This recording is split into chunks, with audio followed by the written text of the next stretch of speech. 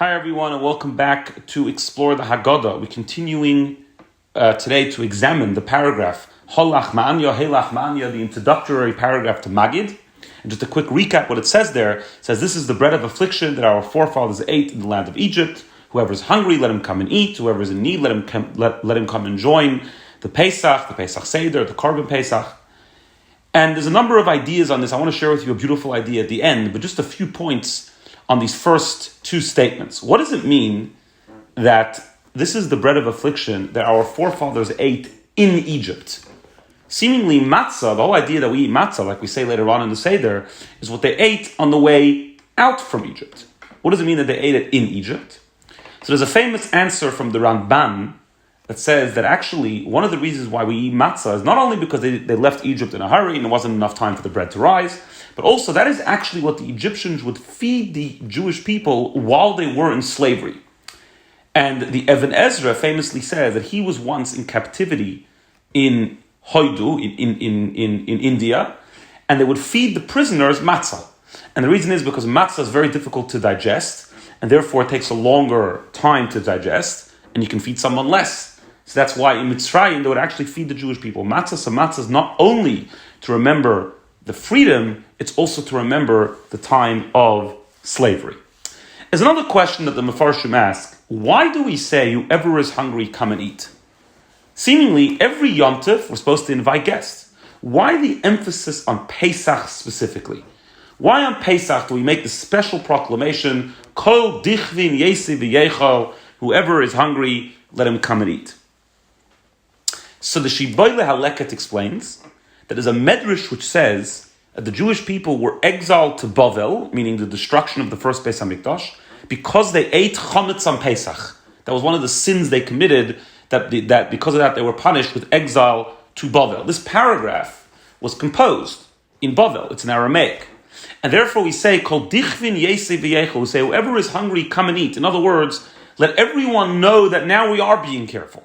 Now we are being careful to only eat matzah and not chametz, and therefore we end off this paragraph saying, this year we are here, hashata hacha, but l'shana haba ba'aradi Yisrael, in the next year we will be in the land of Israel, in the merit of coming to eat matzah and not chametz on Pesach. They were hoping that they would go back to Jerusalem and merit the redemption. In Maaseh Hashem, it says that Kol Dichvin is actually a little bit of a sad statement.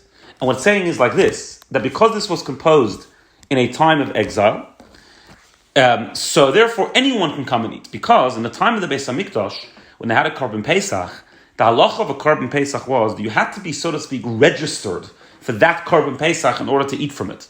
You couldn't show up on the Seder night and decide to partake in the Korban Pesach and the Paschal Lamb. You had to actually be registered from before Pesach. And therefore in the time of the Beis HaMikdash, they would shut their doors and not allow anyone else in to partake because they weren't registered. But now that we're in Golus, now that we don't have a Korban Pesach, Kol dichvin yesi v'yechol, whoever wants to can come and eat. In other words, there's no limitation. So it's actually more of a negative statement explaining why we don't have a Korban Pesach, and that's how we end off with a tefillah, that next year we should be in the land of Israel with a Korban Pesach. The Chasam Sofer explains a beautiful idea, and he says that a person can ask a fundamental question when they sit down to the Seder, when they sit down to Magid, and we're about to talk about the story of going out of Egypt, and we're about to celebrate our freedom. Seemingly, what are we celebrating? This is a question that the Maral asks as well.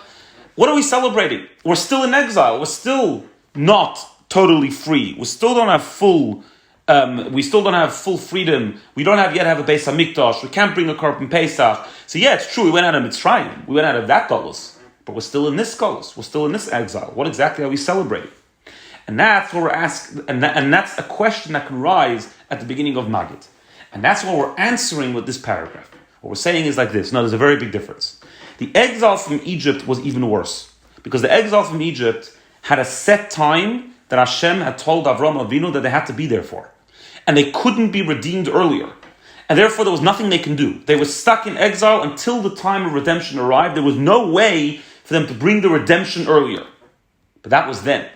But now, yes, it's true that we're in exile, but we have the power to get ourselves out of exile. We can bring Mashiach closer than he's supposed to come. And how do you do that? As Chazal tell us, Gedoylot tzedakah shemekareves es hageulah. Tzedakah, charity, is so great that it brings Mashiach closer, it brings redemption closer.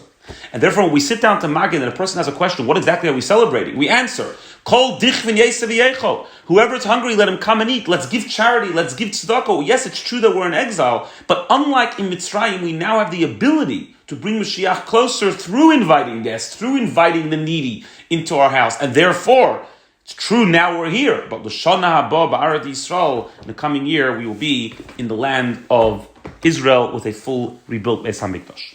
Another beautiful idea on this paragraph of Hey lachma Anya that's explained in many Sfarim, but I'm going to say it the way it says it from a sefer called Menachem Tzion, from Menachem Mendel Mirimenov. And he says like this, that we mentioned that at the time of the Beis HaMikdash, that on Pesach, how does Pesach happen? How did the story of Yetzias Mitzrayim happen? The truth is, the Jewish people were not very deserving of redemption. We have a famous medrash that at the time of the splitting of the sea, the Malachim said to Hashem, why are you splitting the sea for the Jewish people?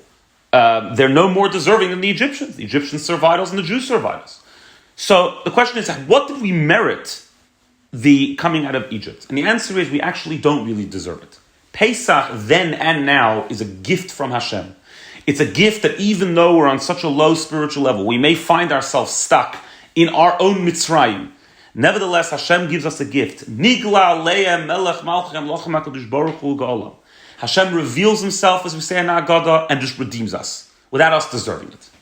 However, one thing we do have to do, we have to surrender to him. We may not be on the level, we may not be on the spiritual level to deserve to go out of Egypt, but what we do have to do is say to Hashem, I'm allowing you to take me out of my Egypt. I'm going to surrender to you. I'm going to give myself over to you and let you take me to a place that I may not deserve at this present moment. But I'm allowing you to. I'm allowing myself to free myself from myself and to follow Hashem into the so-called desert, into the desert to go to Matan Torah to receive the Torah. And that's why the theme of Pesach is surrender, which is what the matzah represents. The matzah represents the idea that the opposite of chametz. Chametz is ego, it rises. Matzah is all about surrender. And therefore what we're saying here is like this. Hey lachma Anya da'chalu avasanu b'Mitzrayim. This is the bread of affliction that our forefathers ate in Egypt. In other words, this is the bread which represents affliction, but good affliction. In other words, afflicting yourself, humbling yourself, surrendering yourself to Hashem, which is the idea of matzah. And through that, there's an announcement called Dichvin Yesev V'Yecho, called Ditzrich Yesev V'Yifsach. And he explains that actually that statement is what Hashem is saying. Hashem is saying, if you surrender to me on Pesach, if you give yourself over to me, I will say, whoever is hungry, come and eat. In other words, whoever is spiritually hungry and physically hungry, I will provide for them.